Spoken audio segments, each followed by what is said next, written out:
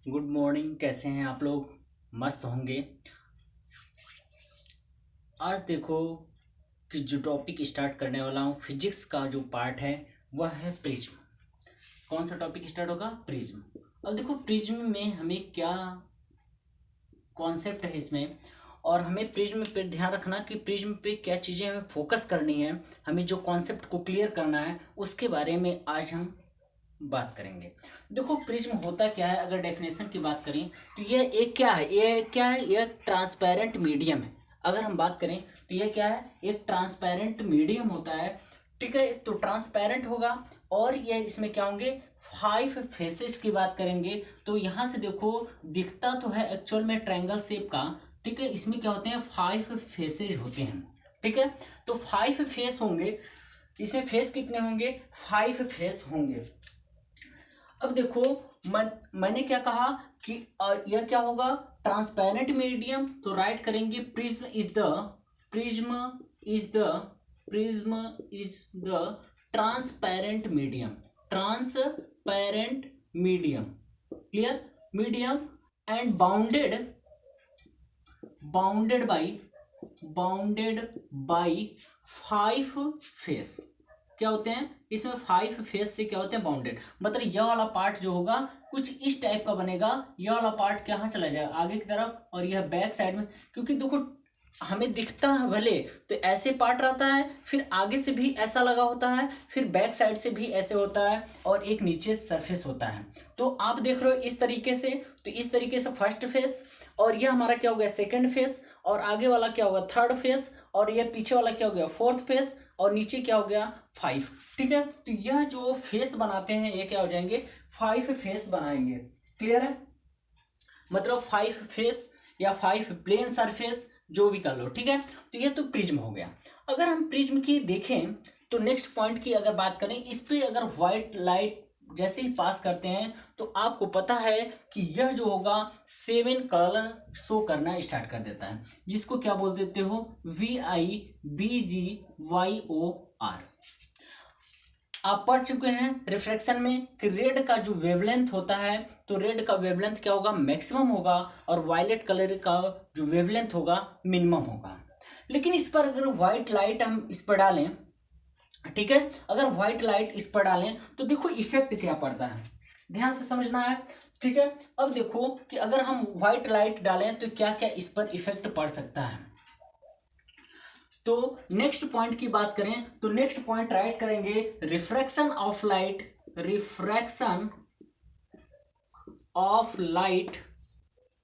ठीक है, refraction of light through the glass prism. अब देखो कि कैसे करेंगे, तो यह ध्यान रखना है, यहाँ पर यहाँ समझना है। अब देखो कोई भी रे, ठीक है, आप ध्यान रखना, अगर प्रिज्म पर कोई भी रे डालते हो तो हमेशा towards the base of the prism. अब क्या होगा, प्रिज्म का जो बेस होगा उसकी तरफ वो क्या होगी, बेंट हो जाएगी, राइट। ठीक है, अगर मैं मान के चलता हूँ यहाँ से कोई रे लेकर जाते हैं, ध्यान से समझना, अगर यहाँ से कोई हम रे पास करते हैं, लाइट पास करते हैं, तो बताओ इस पर हमें नॉर्मल बनाना होगा। ध्यान से समझना, इस पर हमें क्या बनाना होगा, नॉर्मल बनाना होगा। जैसे ही इस पर नॉर्मल बनाएंगे तो ध्यान से समझना, अब ये नॉर्मल लेकर गए तो नॉर्मल, सॉरी, क्योंकि हमें बेस जो होगा जिस पर लाइट लेकर जाना होता है उसके परपेंडिकुलर, यह ऐसे है तो इसका परपेंडिकुलर क्या होगा, इस तरीके से होगा। तो इस पर हम क्या करेंगे, लाइट लेकर जाते हैं। अब बताओ यह क्या रेयरर मीडियम, ध्यान से समझना, यह क्या रेयरर मीडियम, और यह क्या ग्लास, क्या है ग्लास, क्या है ग्लास आपका डेंसर मीडियम है। और जब रेयरर टू डेंसर जानते हैं तो आपको पता है कि जो लाइट होती है वह किस तरफ बेंड हो जाती है, टुवर्ड्स द नॉर्मल। तो यह हल्का सा बेंड हो जाएगी और कुछ इस तरीके से जाएगी। अब बताओ कि लाइट बेंट हुई, इस डायरेक्शन में गई, अब यहाँ भी तो हमें क्या बनाना होगा, लेकिन एक्चुअल में यह बताओ कि लाइट जानी कहाँ चाहिए थी, लाइट को जाना चाहिए था क्या, सीधा निकल जाना चाहिए था, यही तो है। इसको लाइट को क्या करना था, स्ट्रेट निकल जाना चाहिए था, लेकिन निकला नहीं, ध्यान से समझना। अब यह फिर से डेंसर टू रेयरर जा रहा है। अब यहाँ से डेंसर टू रेयरर जा रहा है, तो डेंसर टू रेयरर में क्या कंडीशन होती है, अवे फ्रॉम द नॉर्मल जाएगा। तो हमें ड्रॉ करना होगा एक फिर से नॉर्मल आपको ड्रॉ करना होगा। क्या बनाना होगा? नॉर्मल। और मैंने बता रहा हूं बार बार, नॉर्मल जब भी बनाएंगे ध्यान से समझना कि जिस लाइन जहां से वो सरफेस जो है उस सरफेस के हमेशा परपेंडिकुलर ही बनाएंगे। यह सरफेस था ऐसे, तो इसका परपेंडिकुलर कुछ ऐसे होगा। यहाँ सरफेस देखो ऐसे है, तो इसका परपेंडिकुलर कुछ ऐसे होगा। तो यहाँ से देखो कि यह है, अब यह देखो अगर इधर मुड़ेगी तो क्या आ जाएगा? टुवर्ड्स द नॉर्मल, इसलिए कहाँ जाएगी? अवे फ्रॉम द नॉर्मल, कुछ इस डायरेक्शन में यह निकल जाएगी। क्लियर हुआ? तो यह हमारा एंगल ऑफ इंसिडेंट था, इसको बोलेंगे क्या? I1। क्या बोल देंगे? I1। और यह हमारा क्या हो जाएगा? यह जब भी कोई, आपको यह भी पता है रिफ्रैक्शन में कोई भी एंगल मेजर करेंगे, कहाँ से मेजर करेंगे? नॉर्मल से।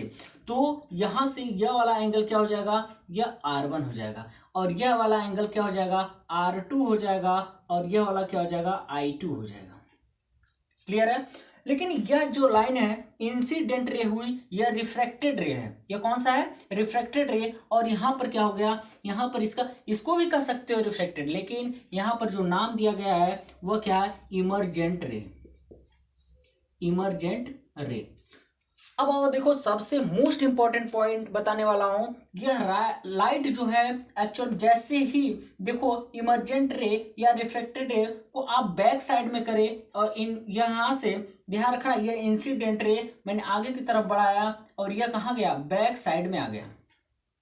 कहाँ गया? बैक साइड में आ गया। ध्यान से समझना। और यह जो पॉइंट होता है, ध्यान से, यह पॉइंट जो होता है इसको बोलते हैं एंगल ऑफ डेविएशन। क्या बोल देंगे? Angle of deviation. बताओ यहां तक क्लियर है? यहां तक क्लियर है? बताओ यहां तक आपको क्लियर है? चाहे आप इसे ए पॉइंट मानो, चाहे आप एंगल ऑफ डेविएशन, तो डेल्टा से भी आपके बुक में दिखाया गया, तो डेल्टा से भी आप राइट कर सकते हो डेल। इसे बोलते हैं एंगल ऑफ डेविएशन। क्लियर है? यहां तक क्लियर है कि मैंने क्या किया कि ध्यान से फिर से समझ लो कि यह हमारा रेयरर है, और रेयरर टू डेंसर जाएगा तो हमेशा नॉर्मल की तरफ। यह सरफेस है, सरफेस के हमेशा परपेंडिकुलर हमें बनाना होगा नॉर्मल, और नॉर्मल यह हो गया, यहाँ राइट कर सकते हैं नॉर्मल, और यह भी क्या है? नॉर्मल। क्लियर है?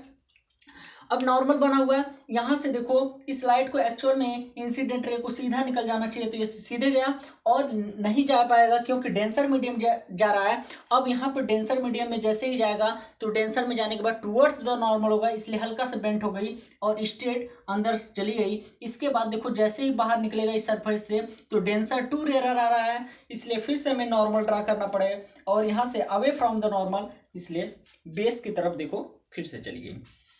क्लियर है? यही तो बेस है इसका। अगर इसे ए बी सी मान लेते हैं तो ये हमारा क्या है? बी सी बेस है, तो यह देखो फिर से कहाँ हुई? बेस की तरफ बेंट हो गई। यहां तक क्लियर है? एंगल ऑफ डेविएशन क्लियर है? बताओ यस और नो। एंगल ऑफ डेविएशन हमें लग रहा है क्या हो गया? क्लियर हो गया होगा। ठीक है? अच्छा यह बताओ, तो यह देखो यह कुछ याद आ रहा है? यहाँ से जब यह बैक साइड में लेकर गए तो हम इसी बैक साइड में यहाँ से क्या ले गए? इंसिडेंट एंगल, और यहाँ से ले गए क्या? आपका इमर्जेंट या रिफ्लेक्टेड रे को बैक साइड में ले गए। तो ऐसी कंडीशन में जो एंगल ऑफ डेविएशन बना, यह प्रिंसिपल ऑफ रिवर्सिबिलिटी का सिद्धांत है। कि प्रिंसिपल ऑफ रिवर्सिबिलिटी है, तो प्रिंसिपल ऑफ रिवर्सिबिलिटी है क्या? कि मतलब लाइट जो होती है जिस पाथ से जाती है उसी पाथ से वो क्या होती है? रिटर्न भी आ जाती है। तो यही तो है प्रिंसिपल ऑफ रिवर्सिबिलिटी। तो देखो यह बैक हम लेकर दिखा दिए कि यहाँ पर जो बना इसी को बोलेंगे एंगल ऑफ डेविएशन। क्लियर है यहाँ तक? नेक्स्ट देखो हमें ध्यान देना है क्या? नेक्स्ट ध्यान देना है कि आपने देखा कि एंगल ऑफ डेविएशन किस तरीके से वह पास कर रही, कैसे ड्रॉ किया गया। अब हम बात करते हैं factor of angle of deviation. ठीक है? अब देखो एंगल ऑफ इंसिडेंट रे, अगर आप एंगल ऑफ इंसिडेंट को और ज़्यादा इंक्रीज करते जाते हैं, ध्यान से समझना, अगर एंगल ऑफ इंसिडेंट को और ज़्यादा इंक्रीज करेंगे तो एंगल ऑफ डेविएशन क्या होगा? वह धीरे धीरे डाउन होता जाएगा। एंगल ऑफ डेविएशन क्या होगा? डाउन होगा। अगर वेवलेंथ ऑफ लाइट बोलो, चाहे आप इसको बोल देते हो कलर ऑफ लाइट, तो ऐसे कलर तो जानते ही हैं, तो कलर बोल सकते हो। तो यह जब डिफरेंट कलर में क्या होता है कि एंगल ऑफ डेविएशन, अगर देखो वेवलेंथ किसी लाइट की मैक्सिमम है, मान लो रेड लाइट की वेवलेंथ क्या है, मैक्सिमम है, तो उसका एंगल ऑफ डेविएशन क्या होगा, उसका उल्टा होगा, एंगल ऑफ डेविएशन क्या होगा, मिनिमम हो जाएगा। अगर वायलेट कलर की वेवलेंथ क्या है, मिनिमम है, तो उसका एंगल ऑफ डेविएशन क्या होगा, हाई हो जाएगा। तो समझ में आया, तो वेवलेंथ क्या हो जाएगा, इनवर्सली प्रोपोर्शनल टू हो जाएगा। अब देखो कि टेम्परेचर इंक्रीज करेंगे, तो देखो अगर टेम्परेचर, अब ध्यान देना, अगर मान लीजिए कोई भी मटेरियल है, तो इसका मतलब ये हो गया, ये रिफ्रैक्टिव इंडेक्स कर रहा है कि अगर टेम्परेचर को इंक्रीज करते हैं, रिफ्रैक्टिव इंडेक्स क्या होगा, डाउन होगा। इसका मतलब समझ लो, अगर हम बात करें कि अगर मान लीजिए कोई भी सॉलिड मटेरियल है या डेंसर है, बहुत ज्यादा डेंसर का मतलब क्या, कि मतलब कि यह हो गया उसके मॉलिक्यूल्स काफी पास पास हैं।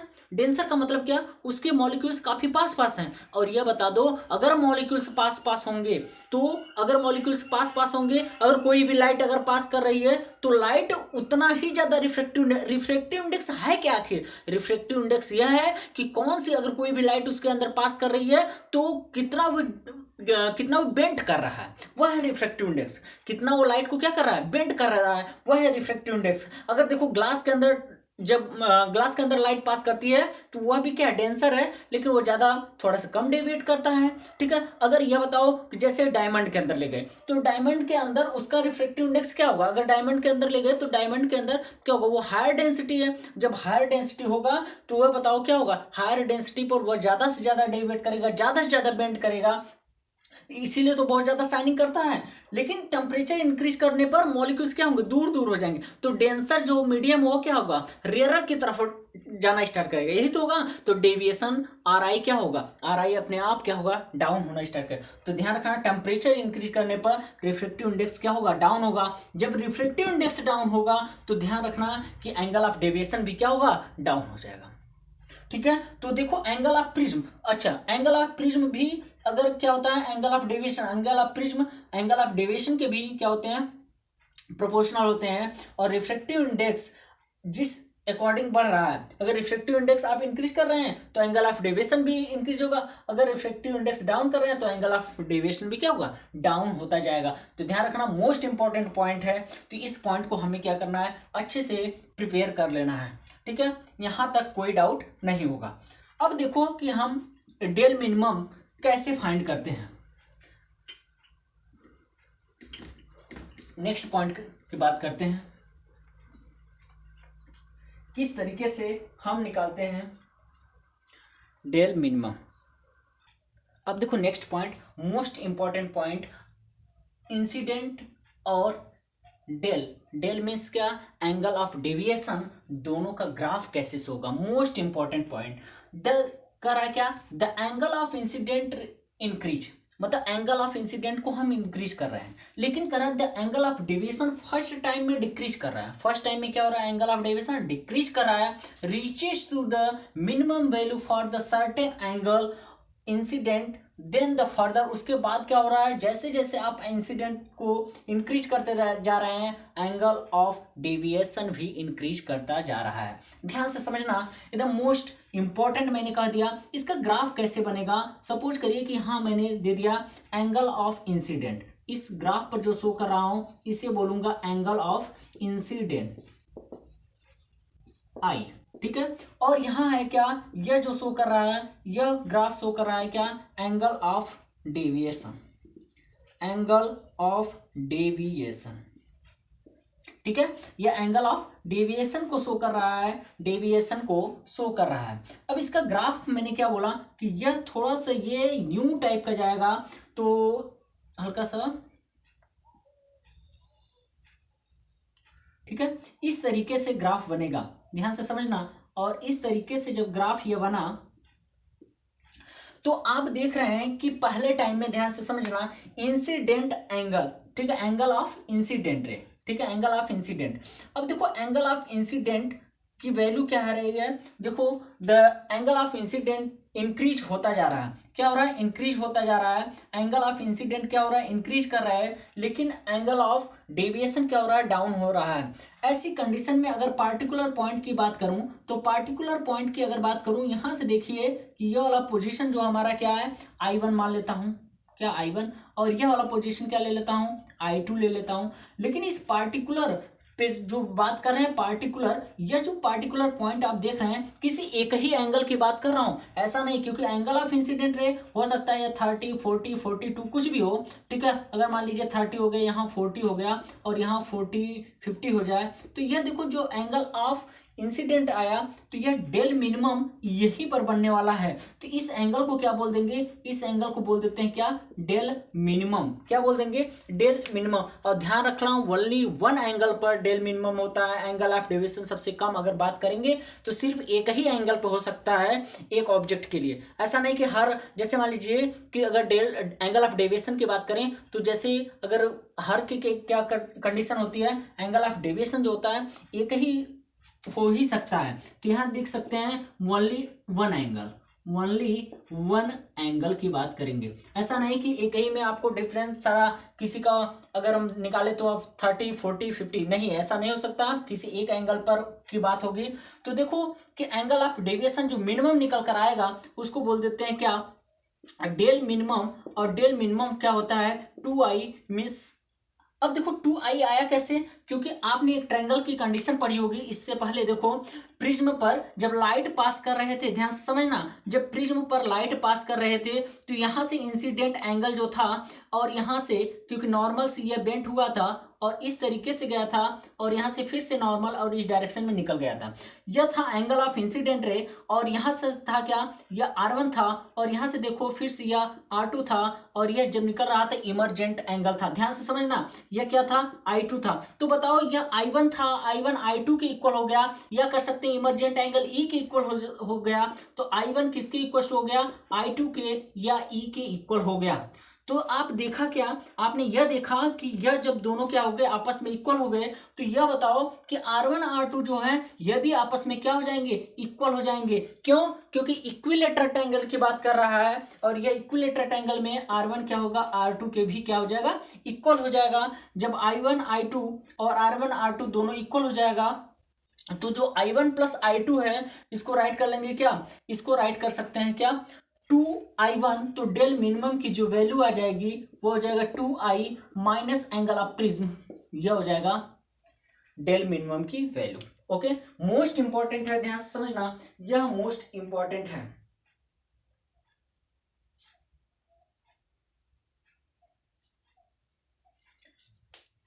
क्योंकि इसी में से आपने यह प्रूफ किया है, इसी में से आपने यह प्रूफ कर दिया है कि इससे पहले, हालांकि आपके बुक में डेरिवेशन नहीं है लेकिन इसमें एक डेरिवेशन है। और डेरिवेशन क्या है, मैं यहाँ थोड़ा सा अगर राइट कर दूँ तो ध्यान रखना कि कैसे 2i माइनस ए आया होगा।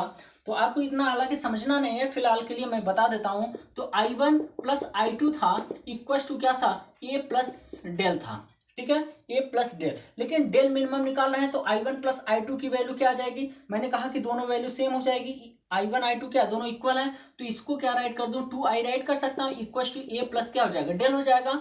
और यह जब डेल मिनिमम निकाल रहा हूँ एंगल को इधर करेंगे तो 2i माइनस क्या हो जाएगा, ए इक्वल टू और डेल मिनिमम की वैल्यू हो जाएगी। यह प्रूफ करना होगा, ये क्लास 11-12 का है, तो ये ध्यान रखना।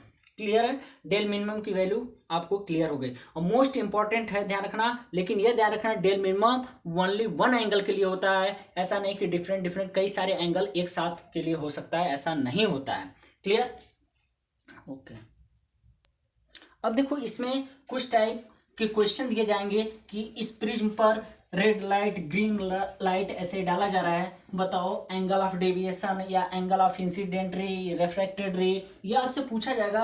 किस तरह से उसका डायग्राम आपको बनाना होगा। और ध्यान रखना कि मैं कह रहा हूँ यह मोस्ट इंपॉर्टेंट है। ये क्या है, मोस्ट इंपॉर्टेंट है। जैसे सपोज करो अगर हमें देखो यहाँ से ये राइट एंगल है, यहाँ से हमें जो एंगल दे रखा है पता है यह 90 डिग्री है, ध्यान से समझना, यह 90 डिग्री है। और यहाँ से आपको सिर्फ ऐसा क्वेश्चन करके आपको दे दिया जाएगा, ठीक है, यह क्वेश्चन दे दिया गया और यहाँ 60 डिग्री राइट कर देगा। आपको पता है यह 90 डिग्री है, यह 60 डिग्री। अगर एंगल राइट एंगल ट्रायंगल है और राइट एंगल ट्रायंगल के साथ यह बात समझना, यह राइट एंगल ट्रायंगल है, अगर इस पर से रे आप स्ट्रेट डाल रहे हैं तो आपने नॉर्मल की कंडीशन, क्योंकि इस पर अगर परपेंडिकुलर बनाएंगे तो यही तो नॉर्मल होती है, और नॉर्मल से कोई लाइट क्या होती है, सीधे पास करके जाती है। अगर नॉर्मल से लाइट क्या करेगी, सीधा पास होके जाएगी। ध्यान से समझना, नॉर्मल से कोई भी लाइट सीधा पास होके जाएगी, तो यह लाइट तो सीधा यहाँ से पास होके सीधा यहाँ तक गई। क्लियर है। और यह ट्रायंगल मान लेते हैं कि ABC है, तो नेम भी दे देते हैं, कोई इशू नहीं है। अब देखो कैसे लाइट पास करानी है, यह बात ध्यान से समझना, क्योंकि रटना नहीं है। मैंने बार बार कहा है कि कोई भी फिगर रटना नहीं है, समझना है। मैं गारंटी दे रहा हूँ, पूरा एकदम समझा के ही छोड़ूंगा आप लोगों को। देखो ऐसी कंडीशन में यह बताओ कि यह 90 डिग्री है, तो 90 डिग्री पर आपने देखा कि लाइट कोई डायरेक्शन में बेंट नहीं होगी, सीधा स्ट्रेट जाएगी डेंसर मीडियम में, या पता है कि डेंसर मीडियम है। और यह भी क्या यहाँ बना ली 90 डिग्री, क्या बना ली 90 डिग्री। ओके 90 है, तो बताओ यह 90 इस होल ट्रायंगल की बात करें, ट्रायंगल ABC में, तो बताओ यह 90 यह 60 है, और यह एंगल तब कितना होगा। आपको पता है sum of interior angle is 180 degree. देखो कुछ बेसिक कॉन्सेप्ट आपको पता होना चाहिए। Sum of interior angle is क्या, इंटीरियर एंगल इज 180 डिग्री। तो बताओ जब B और C 90 60 150, और तो यह एंगल कितना हो जाएगा 30 डिग्री। यह एंगल कितना हो जाएगा 30 डिग्री हो जाएगा। अब देखना यह हो जाएगा 90 और 90 हुआ, तो यह इस ट्रायंगल की अगर छोटा सा जो ट्रायंगल अगर इसमें बात करें तो यह 90 30 हो गया, तो यह एंगल कितना हो जाएगा। आप बोलेंगे सर यह एंगल हो जाएगा 60 डिग्री।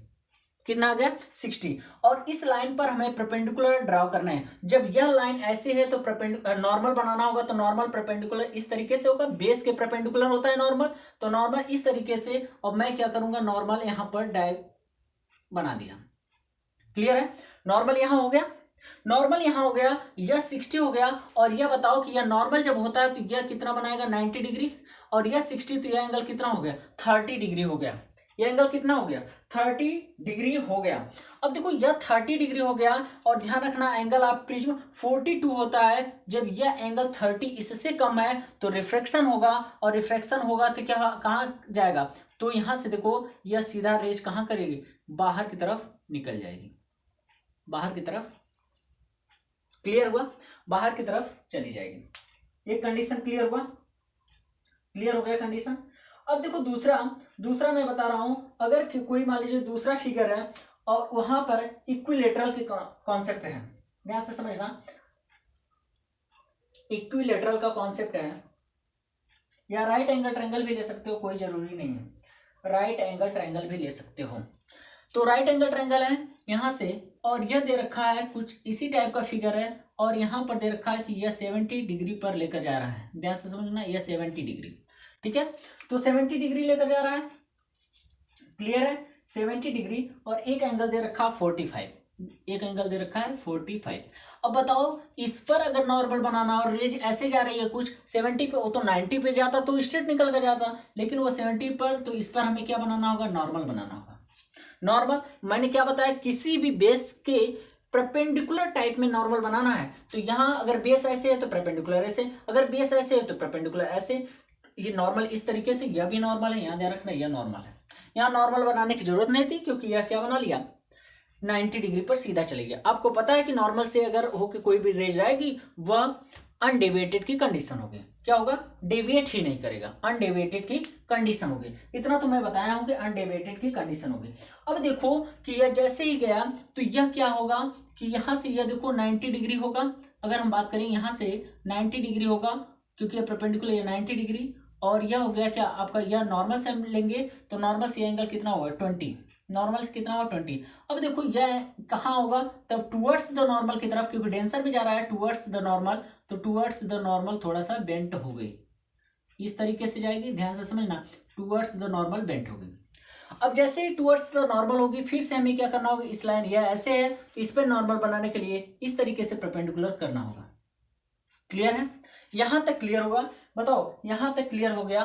तो यहां से देखो यह परपेंडिकुलर हो गया, और यह 70, और यह कहाँ होगी, यहां से बाहर जाएगी, तो यहां से इस डायरेक्शन में क्या होगी, बेस की तरफ, वही कंडीशन है, बेस की तरफ ये क्या होगी, निकल जाएगी। क्लियर हुआ, क्लियर हो गया, ठीक है, ओके।